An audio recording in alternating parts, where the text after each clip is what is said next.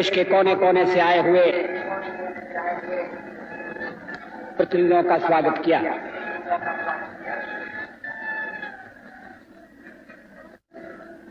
Bharatiya Janata party का प्रथम राष्ट्रीय अधिवेशन है। मुझे निर्विरोध इस अधिवेशन का अध्यक्ष बनाया गया है। इसके लिए भी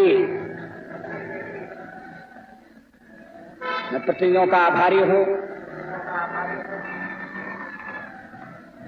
परमेश्वर से मेरी प्रार्थना है कि मुझे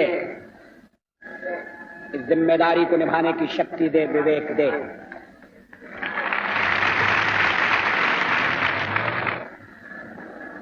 भारतीय जनता पार्टी का अध्यक्ष पद ये अलंकार की वस्तु नहीं है, ये पद नहीं है, दायित्व है, प्रतिष्ठा नहीं है, परीक्षा है। ये सम्मान नहीं है, चुनौती है।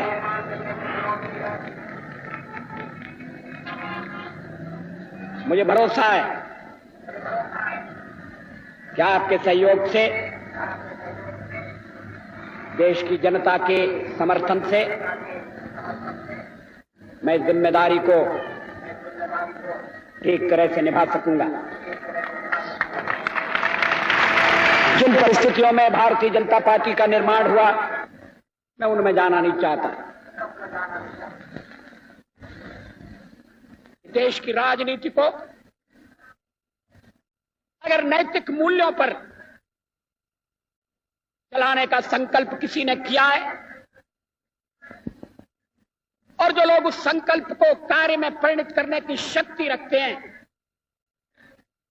वो भारतीय जनता पार्टी के मंच पर इकट्ठा हो गए।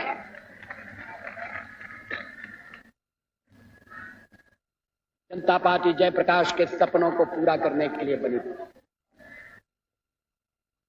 जनता पार्टी टूट गई, मगर हम जयप्रकाश के सपनों को टूटने नहीं देंगे। जयप्रकाश किसी व्यक्ति का नाम नहीं है। जयप्रकाश कुछ आदर्शों का नाम है, कुछ मूल्यों का नाम है। जयप्रकाश जी का पूरा जीवन, उनकी साधना, उनका संघर्ष, कुछ मूल्यों के साथ उनकी प्रतिबद्धता, ये हमारी विरासत के अंग हैं। हमने जयप्रकाश जी के अधूरे काम को पूरा करने का व्रत लिया। मैंने आपसे निवेदन किया, हम राजनीति को कुछ मूल्यों पर आधारित करना चाहते हैं। राजनीति केवल कुर्सी का खेल नहीं रहना चाहिए। लेकिन पिछले कुछ वर्षों से कपास पैदा करने वाले किसान परेशान हैं, मगर कपड़े की कीमत 3 गुना बढ़ी। जूट का दाम तो सरकार ने ऐसा तय किया है कि जो जूट की पैदावार की लागत से भी कम है। फिर सरकार दाम तय करती है, मगर खरीदने का इंतजाम नहीं करती। छोटे किसान को जल्दी बेचना पड़ता है, वो घर में रख नहीं सकता, पौने पौने मूल्य पर बेचता है, शोषण का शिकार होता है। इसलिए किसान बिगड़ रहे हैं। केवल महाराष्ट्र में नहीं, कर्नाटक में, आंध्र में, मध्य प्रदेश में, गुजरात में किसान न्याय पाने के लिए लड़ रहे हैं। मैं सरकार को चेतावनी देना चाहता हूं, दमन के तरीके छोड़ दीजिए, डराने की कोशिश मत करिए। किसान डरने वाला नहीं है। हम किसानों के आंदोलन का दलीय राजनीति के लिए उपयोग करना नहीं चाहते, लेकिन हम किसानों की उचित मांग का समर्थन करते हैं। और अगर सरकार दमन करेगी, कानून का दुरुपयोग करेगी, शांतिपूर्ण आंदोलन को दबाने की कोशिश करेगी, तो किसानों के संघर्ष में कूदने में हम संकोच नहीं करेंगे। हम उनके साथ कंधे से कंधा लगाकर खड़े रहेंगे। भारतीय जनता पार्टी मुठभेड़ की राजनीति नहीं चाहती, पॉलिटिक्स ऑफ कन्फ्रंटेशन नहीं चाहती। लेकिन अगर मुठभेड़ हमारे ऊपर थोपी गई तो हम उससे कतराएंगे भी नहीं। जब चुनाव हुए, श्रीमती इंदिरा गांधी को बहुमत मिला, लोकसभा में, विधानसभा में बहुमत मिला, लेकिन अल्पमत के आधार पर मिला। लेकिन हमारी चुनाव की प्रणाली ऐसी है, वोट कम, सीटें ज्यादा। जनता पार्टी को भी इसका फायदा हुआ, लेकिन जनता पार्टी अपनी सीमाएं समझती थी। चुनाव पद्धति के चर्चा के पश्चात अटल जी ने गांधीवादी समाजवाद की चर्चा करते हुए कहा, पूंजीवाद को भी अस्वीकार करता है और मार्क्सवाद को भी अस्वीकार करता है। सचमुच में दोनों जुड़वा भाई हैं। एक भाई समानता को समाप्त करता है, दूसरा स्वतंत्रता को। मगर दोनों केंद्रीकरण को बढ़ावा देते हैं। इस परिस्थिति को हमें बदलना पड़ेगा। कुछ खबरों में, कुछ अखबारों में खबरें आ रही हैं, उनमें कोई सच्चाई नहीं है। भारतीय जनता पार्टी में गांधीवादी समाजवाद को लेकर कोई मतभेद नहीं है, मगर हमारी लोकतंत्रात्मक पार्टी है।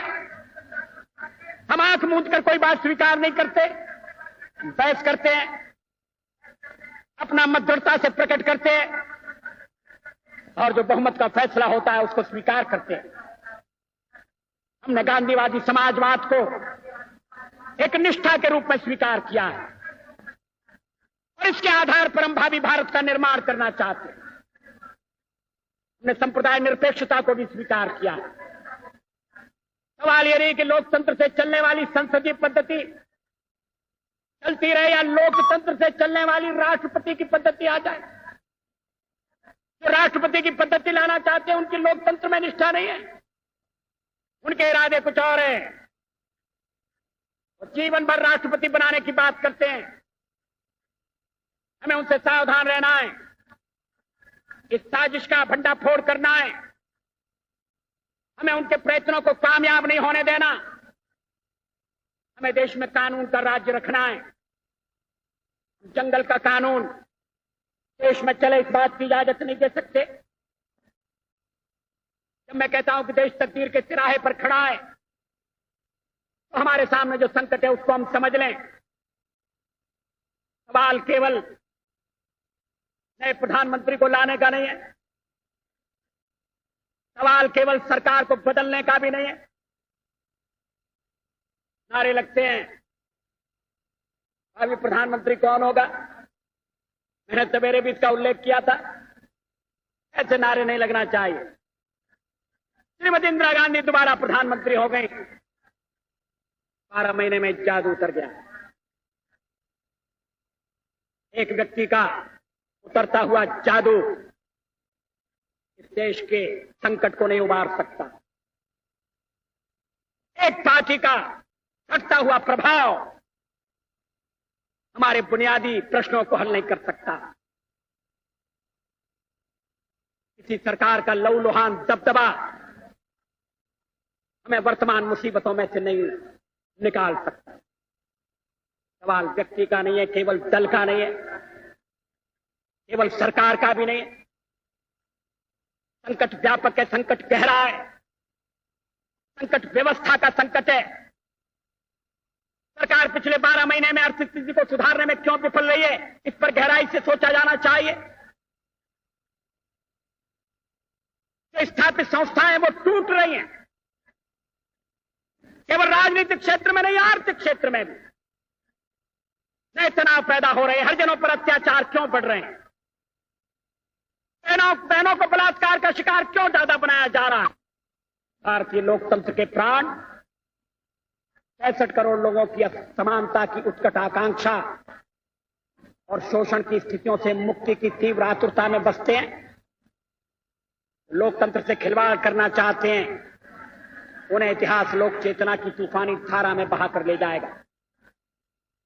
आवश्यकता इस बात की है कि गणतंत्र की रक्षा और नैतिक मूल्यों की पुनर्स्थापना के संघर्ष में हम किसानों, मजदूरों, ग्रामीण, गरीबों, दस्तकारों, युवकों, छात्रों तथा महिलाओं को भागीदार बनाएं और उनमें यह विश्वास पैदा करें कि अपनी स्थिति को सुधारने का उनका यत्न यथा स्थिति को एकजुट होकर बदलने से पूरा होगा। भारतीय जनता पार्टी राजनीति में, राजनीतिक दलों में, राजनेताओं में जनता के खोए हुए विश्वास को पुनः स्थापित करने के लिए जमीन से जुड़ी हुई राजनीति करेगी। शिखर की राजनीति के दिन लग गए, तोड़ तोड़ की राजनीति का कोई भविष्य नहीं है। पद, पैसा और प्रतिष्ठा के पीछे पागल होने वालों के लिए हमारे यहां कोई जगह नहीं है। जिनमें आत्मसम्मान का अभाव हो वो दिल्ली में जाकर, दिल्ली के दरबार में जाकर मुजरे झाड़ें। हम तो एक हाथ में भारत का संविधान और दूसरे में समता का निशान लेकर मैदान में कूदेंगे और जूझेंगे। हम छत्रपति शिवाजी महाराज के जीवन और संघर्ष से प्रेरणा लेंगे। सामाजिक समता का बिगुल बजाने वाले महात्मा फुले हमारे पथ प्रदर्शक होंगे।